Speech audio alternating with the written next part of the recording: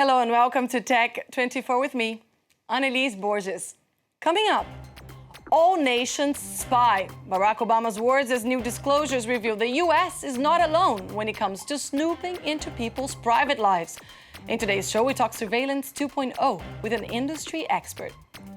And in Test 24, we check out Sony's smartwatch 2 and see if it's every bit as smart as it claims to be. But first, comedies starring Vince Vaughn and Owen Wilson don't often get reviews from tech magazines. But their latest movie, The Internship, has got a lot of bloggers and tech experts interested. That's because the movie features Vaughn and Wilson as salesmen who talk their way into an internship at Google. The film inspired us to bring you a figure of the week with some juicy details about the internet giant's corporate culture. Take a look. That's my fault. An intern at Google means earning an average salary of $5,800 per month, a sum that can climb to nearly $7,000 for a specialized software engineer. In comparison, a young American graduate earns an average of just $3,600 for a first job. To accompany this comfortable figure, Google adds support for logistical aspects of travel and accommodation. The search engine says it receives 40,000 internship applications each year for just 1,500 positions offered. The word spying has filled headlines all over the world pretty much every day for the past few weeks. First, Edward Snowden exposed the U.S. National Security Agency's PRISM program. Then, new disclosures of classified documents reveal that the U.S. is not only snooping on its citizens, but also members of the European Union and on the United Nations. And now it's France's turn to be pointed out as a spying nation. French newspaper Le Monde revealed an immense surveillance system that includes telephone, email, and internet traffic. Are any of us beyond the reach of governments when it comes to spying? Perhaps. But by now, even these Mongolian tribesmen might be watching what they write on their emails. My guest today believes we're naive to think that we're not all being spied on. I'm joined by Matt Holdridge, an expert in surveillance and consultant to a number of companies in the industry. Matt, thank you so much for joining us. I would like to first ask you about this French program. These revelations didn't really come as a surprise to you. Why is that? Well, I think the governments have been spying on, first, of course, their enemies, going back to the World War days when radio was invented and electronic surveillance began at that time, and has continued up till today.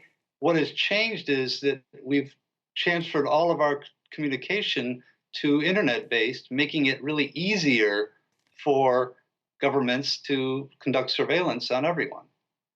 So you're saying that maybe even other European countries are doing the same thing? I'm sure they are. After the 9/11 terrorist attacks, technology was presented and hurried to the market in order to enable what PRISM-like surveillance techniques, and they were introduced to European nations a decade ago. So whether they actually use it and how they use it, of course, we don't know. That's a secret, but they have the technology. Now I would like to turn to the U.S. PRISM program. The latest leaks reveal that the U.S. also spied on European countries. Again, are we too naive to think that this kind of snooping doesn't go on between allies? First of all, WikiLeaks exposed Hillary Clinton's order to examine the personal effects of UN staffers from other nations. We saw that, and people were a bit shocked, but it really shouldn't be, because, again, this has been going on for as long as world governments have been engaging with each other, going back to the World War I, World War II days. Now, the word that seems to be on everyone's lips right now is privacy. And civil liberty advocates think that this is an important battle to fight. In your opinion, Matt, is there no turning back? Has spying become the norm? Yeah, there's no turning back because we've given over our lives to electronic communication through email, through voice over the internet, and applications like Skype and Twitter and Facebook. We've given all of our information out there, and once it's there, it's very easy for anyone with the means to capture that information.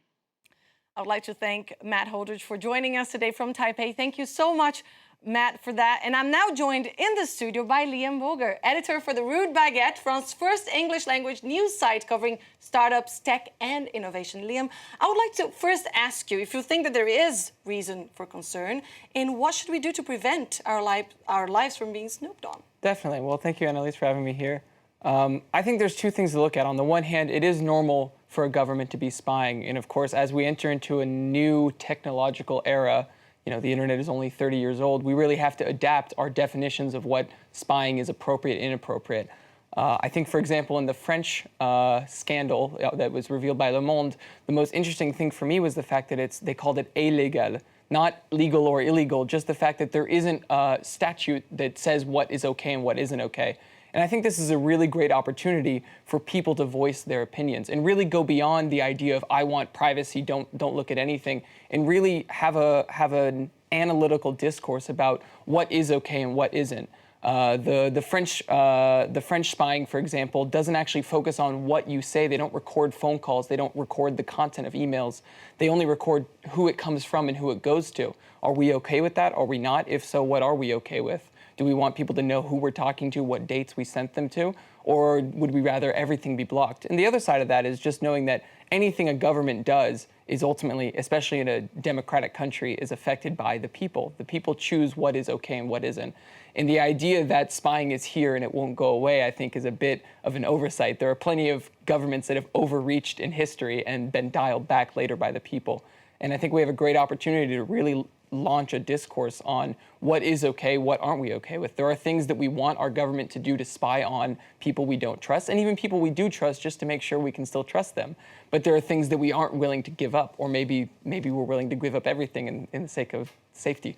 In any case, power to the people then, I guess. Exactly. Thanks so much for that, Liam. And you're going to stay with us too. Definitely. For our test segment. It's time for Test 24.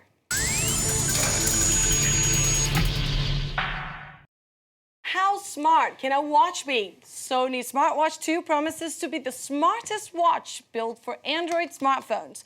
It's water-resistant and can be personalized with hundreds of apps to suit your needs. Whether you're on the go, keeping active, or at home, relaxing to music or by the pool, for example. Smartwatch 2's objective is to keep you discreetly connected to your Android smartphone at all times. Liam is here to tell us, do we really need that, Liam? Because it's not like we're not holding our phones at all times anyway.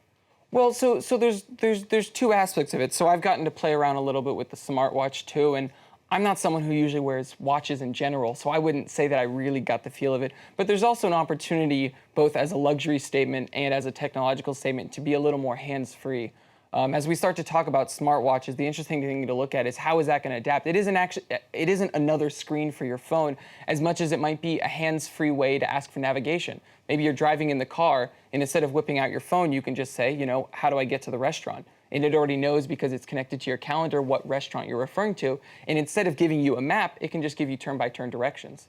And so to have this sort of hands-free, easy-to-use, adapted interface is the reason I think that there's a big opportunity here. As every week, we've got a rate, and this is how Tech24 rated the Sony Smartwatch 2. Design appearance, 6 out of 10. Easy to use, 6 out of 10. Value for money, 5 out of 10. A total of 5.6 out of 10. Thank you so much, Liam, for joining us today. And thank you for watching this edition of Tech24. Don't forget, you can get in touch via Facebook or on Twitter.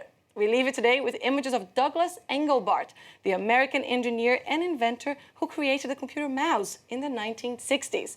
This is his first ever mouse demo from 1968. Dr. Engelbart died in California last week, and here's Tech24's humble homage. Thanks for watching. I'll see you next week. Just after my wife called me and said, on the way home, would you do a little shopping for me? So